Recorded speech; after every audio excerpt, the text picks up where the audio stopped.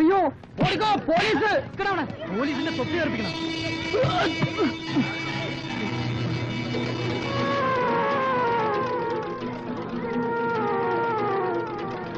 എടാ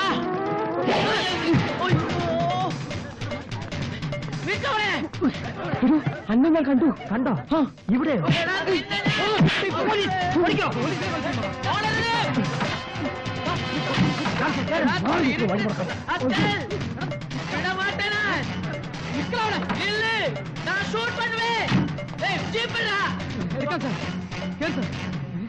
കയ്യിൽ നിന്ന് പിടിപിടിച്ചാൽ സാർ പിടിവിട്ട താൻ എന്നെ ഒറ്റയ്ക്കാക്കിട്ട് ഓടും. പോലീസ് പിടികൊടുക്കരുത് കൊടുക്കില്ല.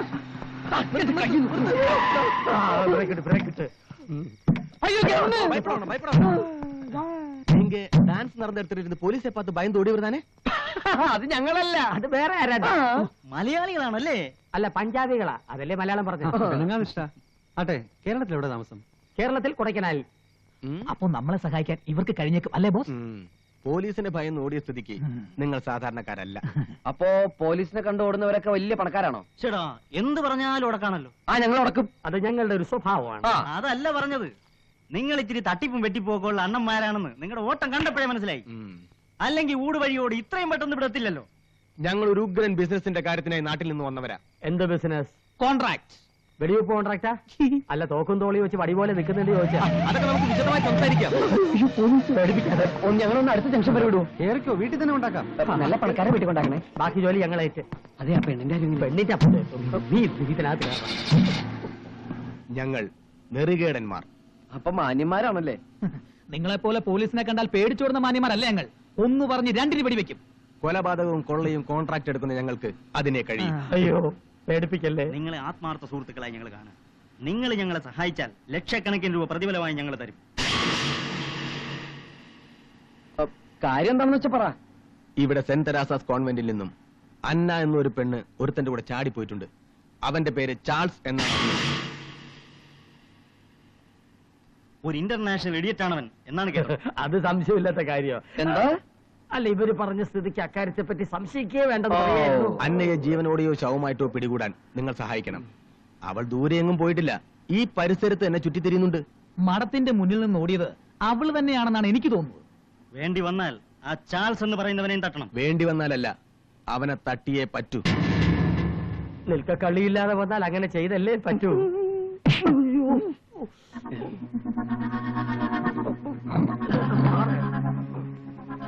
മുടിമറ്റത്തിൽ അന്ന, ജനനം 6/7/1978, മരണം കുത്തു. ഇതെന്താ ഇങ്ങനെ എഴുതിയിരിക്കുന്നേ? ഇത് അവളുടെ കല്ലറ വെക്കാനുള്ളതാ. മരണത്തീയതി 2-3 ദിവസത്തിനകം ഞങ്ങൾ എഴുതും. ഭയങ്കര പ്ലാനിംഗ് ഉള്ള വില്ലന്മാര് തന്നെ. ഓടുന്ന പട്ടിക്ക് ഒരു മുഴം കൂട്ടിയെറിയുന്ന മിടുക്കന്മാർ. കൂടുതൽ പരിചയപ്പെടുമ്പോ ഞങ്ങളെപ്പറ്റി നിങ്ങൾക്ക് ശരിക്കും മനസ്സിലാകും. ആട്ടെ, ചോദിച്ചതിന് ഉത്തരം പറയൂ. നിങ്ങൾക്ക് ഞങ്ങളെ സഹായിക്കാൻ പറ്റൂ? സഹായിക്കാൻ പറ്റും. ചാൾസിന് വേണേ ഈ നിമിഷം തപ്പിത്തരാം. അല്ല, നമ്മളൊന്ന് ആഞ്ഞിറങ്ങിയാൽ എന്ത് നിമിഷം കൊണ്ട് നടക്കുമെന്ന് പറയായിരുന്നു. അതെ, ഞങ്ങളൊന്ന് ആഞ്ഞിറങ്ങിയാൽ എന്തും നടക്കും. എങ്കിലിറങ്ങണം. അതുകൊണ്ട് നമുക്ക് രണ്ടു കൂട്ടർക്കും ഗുണമുണ്ട്. അത് രാവിലെ 8 മണി വരെ ഞങ്ങൾക്ക് അർജന്റായിട്ട് കുറച്ച് പണി ചെയ്ത് തീർക്കാൻ്റെ. അത് കഴിഞ്ഞ് അന്നയും ഈ ചാൾസ് എന്ന് പറയുന്ന റാസ്കലിനെ ഞങ്ങൾ പിടിച്ച് കൈ തരും. അല്ല, ഈ അന്നയും ചാൾസിനെയും പിടിച്ചു തന്നാ നിങ്ങൾ എന്ത് പ്രതിഫലം തരും? ഒരു 2 ലക്ഷം. പോരാ? 3. ഓക്കെ. ഇത് അഡ്വാൻസ്. ബാക്കി കാര്യം കഴിഞ്ഞു. ഓക്കെ. അല്ല, നിങ്ങളുടെ പേര് പറഞ്ഞില്ലല്ലോ. ഞാൻ ചാക്കോ. ശുംബൻ. മിസ്റ്റർ ശുംബൻ ചാക്കോ. അപ്പൊ നമുക്ക് നാളെ രാവിലെ കാണാം. ഞങ്ങൾ ഹോട്ടൽ സാലിഹ ഇന്റർനാഷണൽ ആണ് താമസം. കാലത്ത് കാണാം. ഞാൻ ഇവിടെ ഇറങ്ങാണ്. ഞാനും. പാപ്പി, വണ്ടി നിർത്ത്.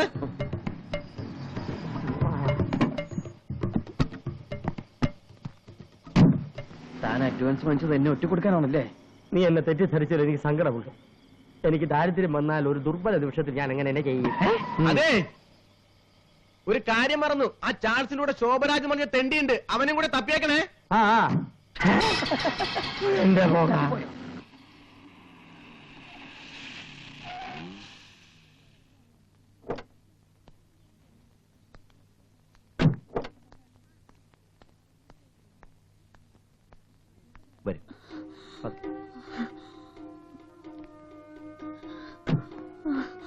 മദർ ആൻസി ഓഫീസിലുണ്ട്. Thank you. മേരിക്കുട്ടി, ആൻസി, എന്റെ കുഞ്ഞെവിടെ? വേണ്ട മമ്മി, ടയർഡായിരിക്കല്ലേ, മമ്മി സംസാരിക്കണ്ട. ഞാൻ ചോദിച്ചോളാം അവരോട്. തിരുവസ്ത്രം അണിയാൻ വന്ന എന്റെ പെങ്ങൾക്ക് എന്താണ് പറ്റിയത്? അന്ന എവിടെയാണിപ്പോ?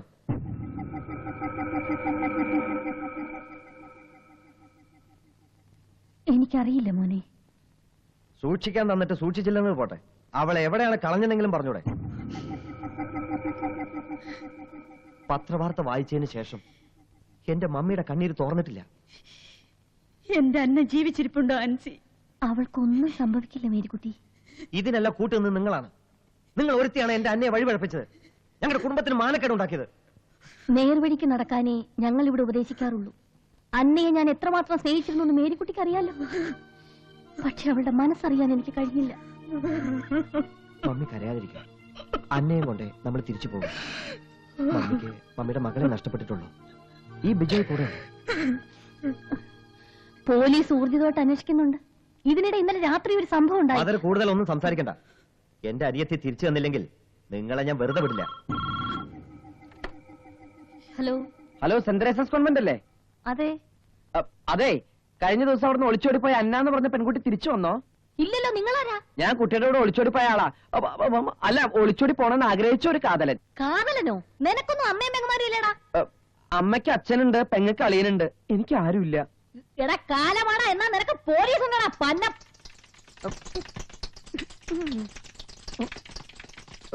ശരി, വിശേഷങ്ങൾ അറിയിക്കണേ.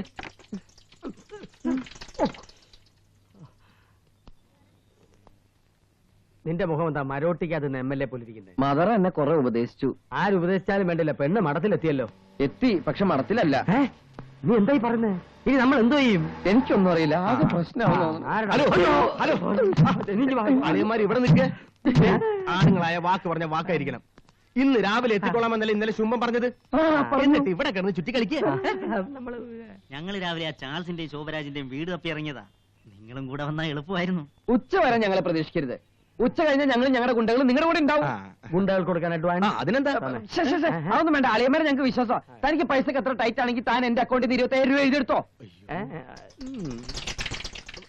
ഹെൻറി നിൽക്കുന്നു. നമ്മുടെ പുക കാണാൻ നടക്കുന്ന ആൾക്കാർ വരുന്നുണ്ട്, പോവാം. പോകാൻ പറ്റുമെന്ന് തോന്നുന്നില്ല, മിക്കവാറും പുകയും. അപ്പൊ നമുക്ക് ഉച്ചയ്ക്ക് കാണാം. ഞങ്ങൾ വിടാം. വേണ്ട വേണ്ട, ഞങ്ങൾ നടന്നോളാം. Exercise body building.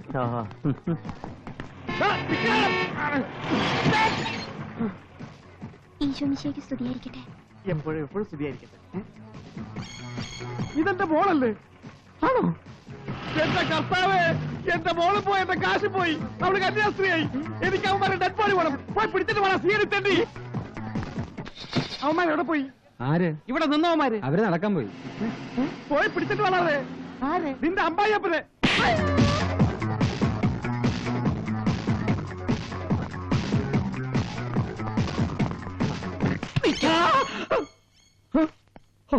താനായിരുന്നു, പേടിച്ചു പോയില്ലോടോ. ഇനി പേടിക്കാൻ കിടക്കുന്നതേ ഉള്ളൂ. സൂസൈഡ് പോയിന്റിൽ നിന്ന് ഒരു ശവം പോലീസ് പൊക്കിയെടുത്തു. എടുക്കട്ടെ, അതല്ലേ പോലീസിന്റെ പണി. പീസായ ഒരു പെണ്ണിന്റെ ശവമാണത്. വളരെ ഉയരത്തിൽ നിന്ന് ചാടിയതല്ലേ, പീസ് ആയിപ്പോ. അതിന് ഞങ്ങൾ എന്ത് വേണോ? ഇനിയാ നിങ്ങളെ വേണ്ടത്. എന്തിന്? നിങ്ങൾ വീട്ടിൽ കൊണ്ട് താമസിപ്പിച്ചിരുന്ന ഒരു പെണ്ണില്ലേ, അന്ന, അവളാ അത്. അത് ശരി. മിസ്റ്റർ ഈശോയ്ക്ക് ഇതിൽ യാതൊരു പങ്കുമില്ല. പ്രതികൾ നമ്മളാണ്. ഇനി ആലോചിക്കാൻ സമയമില്ല, മുങ്ങാം. അതിനിടയ്ക്ക് മുങ്ങിയോ? പാതിരാത്രി വരെ കാട്ടിൽ ഒളിച്ചിരുന്നിട്ട് വീട്ടിൽ കയറി ചെല്ലുമ്പോ ചിലപ്പോ വിലങ്ങുമായി മഹാലിംഗമൂർത്തി കാത്തിരിപ്പുണ്ടാവും. ഇന്ന് ഇയാളുടെ ശല്യം ഉണ്ടാവും തോന്നണില്ല. പോസ്റ്റ്മോർട്ടവും ഡെഡ് ബോഡി കൈമാറ്റം ഒക്കെ ആയിട്ട് ഇന്നങ്ങോട്ട് പോകും. നാളെ വിളിക്കുന്നതിന് മുമ്പ് നമുക്ക് മുങ്ങണം. ഇനി ആജീവനാന്തകാലം മുങ്ങല് തന്നെയാണ് നമ്മുടെ വിധി. അന്നയുടെ ഡെഡ് ബോഡികൾ ഇന്ന് കാണാൻ പോവായിരുന്നു.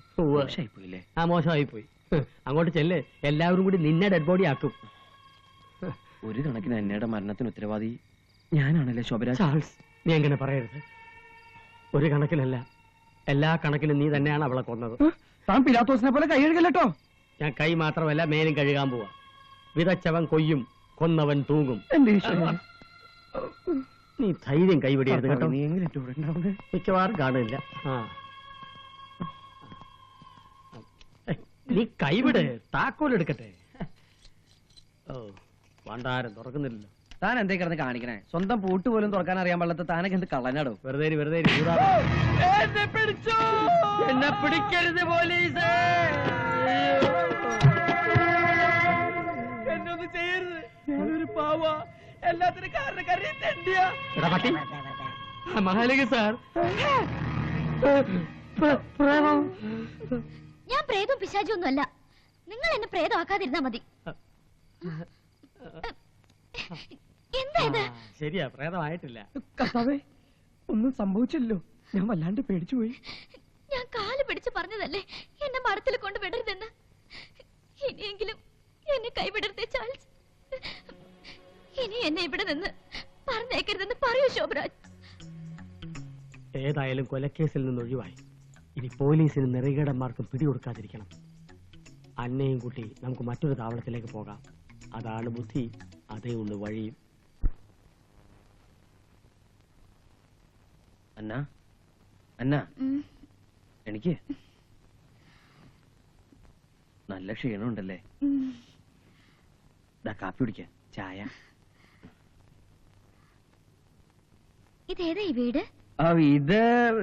ഇത് പിന്നെ എന്റെ ഡാഡിയുടെ കൊച്ചച്ഛന്റെ അനിയന്റെ ഇളയച്ഛന്റെ അമ്മായച്ഛൻ എനിക്ക് സമ്മാനമായിട്ട് തന്നതാ. നമ്മളിപ്പോ വനവാസത്തിലല്ലേ? വനവാസോ? അതെ, ശ്രീരാമനും സീതയും പോലെ. ഓ അങ്ങനെ. എല്ലാ മതത്തിനെ കുറിച്ച് നല്ല വിവരമാണല്ലോ. പിന്നെ ശ്രീരാമനെയും സീതയും കുറിച്ച് ആർക്കാ അറിയാത്തത്? നമ്മളിപ്പോ അവരെ പോലെയല്ലേ? പക്ഷെ ലക്ഷ്മണന് പകരം നമ്മുടെ കൂടെ ഉള്ളത് ഹനുമാനാ. ഹനുമാൻ ഇഡലി വാങ്ങിക്കാൻ പോയിരിക്കുക.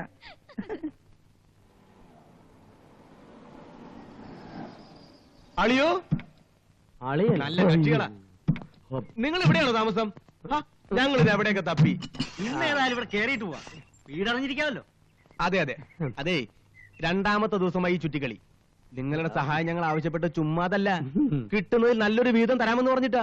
എന്റെ ചുമ്പൻ ചേട്ടാ, ഈ മോഷണവും പിടിച്ചു പറയുമ്പോഴത്തെ തരികിട പണിക്ക് പോകാതെ ഞങ്ങളുടെ കൂടെ നിൽക്കേ, നല്ല കാശുണ്ടാക്കാം. അല്ല, ഞങ്ങള് തീരുമാനിച്ചിരിക്കുക. ഇന്ന് ഉച്ചവരെ സ്വപ്പ പണിയുണ്ട്. അത് കഴിഞ്ഞാൽ ഞങ്ങൾ രണ്ടുപേരും എത്തിക്കൊള്ളാം. അല്ല, വീട് ഇതല്ലല്ലോ, വഴി തെറ്റിപ്പോയി. പിന്നെ ഉച്ചയ്ക്ക് കാണാം. ടാറ്റാ. അത് കള. ഞങ്ങൾ വീട്ടിൽ വന്ന ഒരു കപ്പ് കാപ്പി തരാതിരിക്കാൻ വേണ്ടിയല്ലേ ഈ നമ്പര്? അത്രയ്ക്ക് പിശുക്കന്മാരാവരുത് കേട്ടാ. അല്ല, ചാക്കോയെ കാണുന്നില്ലല്ലോ. അല്ല, അവന് കടുത്ത പനിയാ, 120 കിലോ ഡിഗ്രി. എത്ര ഡിഗ്രി പനിയായിരുന്നാ? മായാവിയാണ് അവനെ കാണാതിരിക്കാൻ പറ്റാ. അല്ല, നമുക്ക് നിർബന്ധമാണെങ്കിൽ അപ്പുറത്തേക്ക് സംസാരിക്കാം. അങ്ങോട്ടല്ല, ഇങ്ങോട്ട്. ഇങ്ങോട്ട്. ചുംബൻ ചേട്ടാ, ചുംബത്തരം കാണിക്കല്ലേ.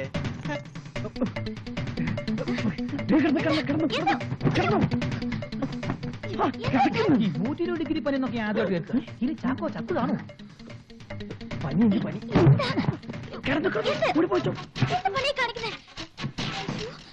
മിണ്ടാതെ കിടന്നോ, ഇല്ലെങ്കിൽ അവർ നിന്റെ തലയും കൊണ്ട് പോകും. ഞങ്ങളുടെ പ്രാർത്ഥിക്കാനൊന്നും ആരുമില്ല. നിങ്ങളോട് സംസാരിക്കാൻ കഴിയുമെന്ന് തോന്നുന്നില്ല. അവൻ കിടക്കുന്ന കിടപ്പ് കണ്ടോ? ആരാ? ഈ പനിയൊന്നും സാരില്ലളിയാ. നല്ല റമ്മിൽ കുരുമുളക് ഇട്ട് 2 അടിച്ചാ മതി. എടാ അപ്പി, ജീപ്പിന്നാ കുപ്പിയും എടുക്ക്. അതൊന്നും വേണ്ട. മദ്യം കഴിക്കരുതെന്ന് ഡോക്ടർ പ്രത്യേകം പറഞ്ഞിരിക്കണതാ. ചുംബൻ എന്ത് പറയുന്നു? എന്നോട് കഴിച്ചോളാം ഡോക്ടർ പറഞ്ഞു. തന്റെ കാര്യല്ലടോ, താൻ കഴിക്കണോ? കൈ എന്റെ മേലുവേദനയുണ്ടോ? അല്ല, ഇക്ലിയാവും. അങ്ങനെ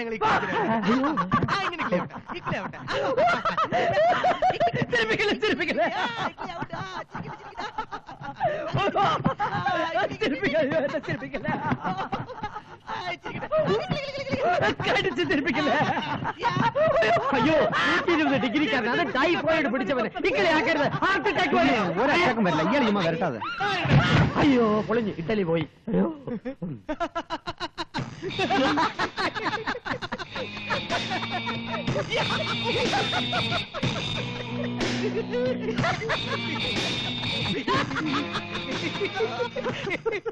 ഇപ്പൊ മനസ്സിലായി, ഇത് അറ്റാക്ക് അല്ല, അറ്റാച്ച്മെന്റ് ആണെന്ന്. അളിയനതങ്ങ് നേരത്തെ പറഞ്ഞ പോരായിരുന്നു. ഒരു പെണ്ണിനെയും തപ്പിയെടുത്ത് കമ്പിളിപ്പതപ്പിനകത്ത് ചുരുണ്ടുകൂടുന്നത് കൊടൈക്കനാലിലൊരു സുഖം തന്നെയാണ്. ആട്ടെ, ഏതായി പീസ്?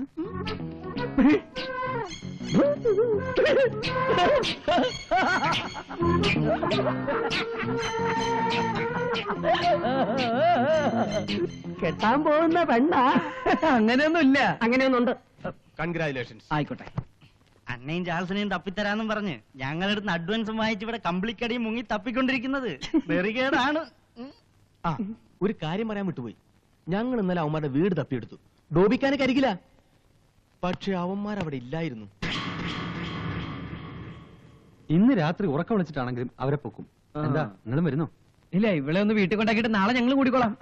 ഞങ്ങള് വരേണ്ട കാര്യമൊന്നുമില്ല, ഇവിടെ ഇരുന്നാ മതി, സംഗതി നടത്തി തരാം. പക്ഷെ കാശിന്റെ കാര്യം ഓക്കെ ആണല്ലോ? അതിലെന്താ എത്ര സംശയം? നിറയുടെ മാർക്ക് ഒറ്റ അച്ഛനേ ഉള്ളൂ. അതേ പാടുള്ളൂ. ഒരുപാട് അച്ഛന്മാരായാൽ സെമിനാരി സെമിനാരിയില്ലേ മഠത്തില് ആൻസി മാതാവ് ഭയങ്കര കള്ളിയാ. മഠത്തില് 12-ാം നമ്പർ മുറിയിൽ അന്നയുണ്ട്. നിങ്ങൾ പറയുന്ന സത്യമാണോ? ഈ ശോഭരാജിനെ കുറിച്ച് എന്ത് വിചാരിച്ചു? ശോഭരാജ് ഭയങ്കര കള്ളനാ.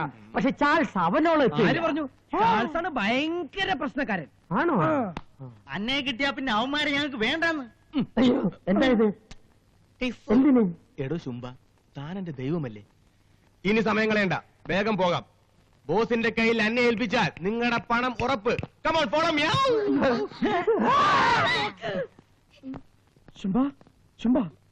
പോയോ? പോയി. എടോ താൻ എന്താ പണിയെ കാണിച്ച്? എങ്ങനുണ്ട്? എടോ അവര് ചെന്ന കന്യാസ്വാമിനെ പൊക്കൂലേ? പൊക്കിക്കൊണ്ട് പോട്ടേന്ന്. തൽക്കാലം നമ്മുടെ തലേന്ന് ഒഴിഞ്ഞല്ലോ. ഇത്രയും മണ്ടന്മാരായ ഗുണ്ടകളെ ഞാൻ എന്റെ ജീവിതത്തിൽ ആദ്യമായിട്ടാണ് കാണുന്നത്. യവന്മാരെ ഇങ്ങോട്ട് പറഞ്ഞു വിട്ടാ ബോസിനെ യാത്രയാക്കാൻ വരുന്നില്ലേ? പിന്നെ ഞാൻ വരണോ? 12-ാം നമ്പർ റൂമിൽ അന്നയാണെന്ന് നമ്മൾ എങ്ങനെ തിരിച്ചറിയും ബോസ്? ഛേ, ബോസ് അന്ന് അവളുടെ ഫോട്ടോ തന്നതാ, അത് മിസ്സാവുകയും ചെയ്തു. അവളുടെ മുഖത്ത് ഓർമ്മ വരുന്നതേ ഇല്ലല്ലോ. ലീഡറാക്കാൻ പറ്റിയ ആള് തന്നെ. കുഴപ്പമില്ലെന്ന് ചുംബം പറഞ്ഞില്ലേ 12-ാം നമ്പർ റൂമിൽ അന്നയുണ്ടെന്ന്. മഠത്തിൽ ആരോടെങ്കിലും ചോദിച്ച് ഉറപ്പ് വരുത്തിയതിനു ശേഷം നമുക്ക് അവളെ പൊക്കാം. അതേന്നെ, വെറുതെ സംശയം ചോദിച്ച് മനുഷ്യൻ ടെൻഷൻ അടിപ്പിക്കാതെ. അളിയോ പറഞ്ഞത് സത്യം തന്നെയല്ലേ? അളയൻ സത്യമേ പറയൂ, പ്രത്യേകിച്ച് മണ്ടന്മാരോട്. ധൈര്യമായിട്ട് പൊക്കോളൂ. ഓക്കെ, അപ്പൊ ഇനി നമുക്ക് ഓപ്പറേഷൻ കഴിഞ്ഞിട്ട് കാണാം. ജയ് ജിഞ്ചോ. ഓപ്പറേഷനോ? ആർക്കാസുഖം? ആശുപത്രി പോകണോ? ആണോ? അന്ന കിഡ്നാപ്പിംഗ് ഓപ്പറേഷൻ പുരിഞ്ഞതാ. ടാറ്റാ. ബിർള പോയി ബിർളിക്കൊണ്ട് വാ. ഇതേതാ അടുത്ത കുരിശ്? ചാൾസേ, മാത്രല്ലേ ഇവർക്ക് വീട് ആര് പറഞ്ഞു കൊടുത്തു? നമ്മളെ കാണണ്ട. ഇവിടെ നിൽക്കാനൊരു കാര്യം പറയട്ടെ. ചാൾസേ, വീട്ടിൽ കയറി കഥ അടയ്ക്കാം. അവര് പള്ളിയിൽ പോട്ടെ. അകത്ത് കയറരുത്. എന്താ പ്രശ്നം? എടോ വീട്ടിൽ അന്ന വീട്ടിൽ നമുക്ക് ഇത് അയ്യോ, വിളിച്ചാ ഓടാനും കഴിയൂലേ. ഓടിക്കോ. അവർക്ക് പേളിരിക്കുക. കടിച്ച കുത്തി വെക്കാൻ എനിക്ക് പുക്കളില്ല. അയ്യോ, എന്നെ ഓടിച്ചേക്കാൻ ഉമാർക്ക് നേരത്തെ ഉണ്ടെന്ന് തോന്നുന്നു. അയ്യോ, വീടിനൊരു വരം വന്നെങ്കിൽ എനിക്ക് വയ്യ. ഓ, ഇനി എനിക്ക് കഴിയേല. രോമാരിൽ അങ്ങോട്ട് ഓടിപ്പോയോ? എന്റെ ഈശോ.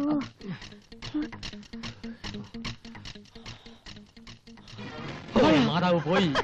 ആ തള്ളപ്പിശേഷം അവിടുന്ന്. അയ്യോ, നിങ്ങളെ പിടിച്ച് പോലീസിൽ ഏൽപ്പിക്കാൻ വന്നതല്ല ഞാൻ. പിന്നെ എന്തിനാ പേപ്പറ്റിയിട്ട് ഓടിക്കുന്ന പോലെ ഞങ്ങളെ ഓടിച്ചത്? ഞാൻ ഓടിച്ചതല്ലല്ലോ, ഓടിയതല്ലേ. എനിക്ക് നിങ്ങളോട് ഒരു അത്യാവശ്യ കാര്യം പറയാനുണ്ട്. നമുക്ക് അകത്തിരുന്ന് സംസാരിക്കാം. ഇത് ഞങ്ങളുടെ വീടല്ല, ഞങ്ങളുടെ സബർജില് പറിക്കാൻ വന്നതാ. ആഹാ, എന്നാ ശരി, അങ്ങനെ ആട്ടെ. പക്ഷെ രാവിലെ മഠത്തിലെ വാച്ചർ തോമയാണ് നിങ്ങൾ അന്നയുമായിട്ട് ഈ വീട്ടിൽ താമസം തുടങ്ങിയ കാര്യം എന്നോട് പറഞ്ഞത്. അപ്പൊ ഏത് തോമ എന്ത് തോമ? ഞങ്ങൾ ഇപ്പഴാ ഇങ്ങോട്ട് വന്നത്. അന്നേ വേളാങ്കണ്ണി മാതാവാണ്. ഞങ്ങൾ അന്നയെ കണ്ടിട്ടില്ല മാതാവേ. കണ്ടിട്ടില്ലെങ്കിൽ വേണ്ട, പക്ഷെ അവൾ ഇവിടെ ഉണ്ടെങ്കിലേ ദയവ് ചെയ്ത് അവളെ വെളിയിൽ കാണിക്കരുതെന്ന് പറയാനാണ് ഞാൻ ഇപ്പൊ വന്നത്.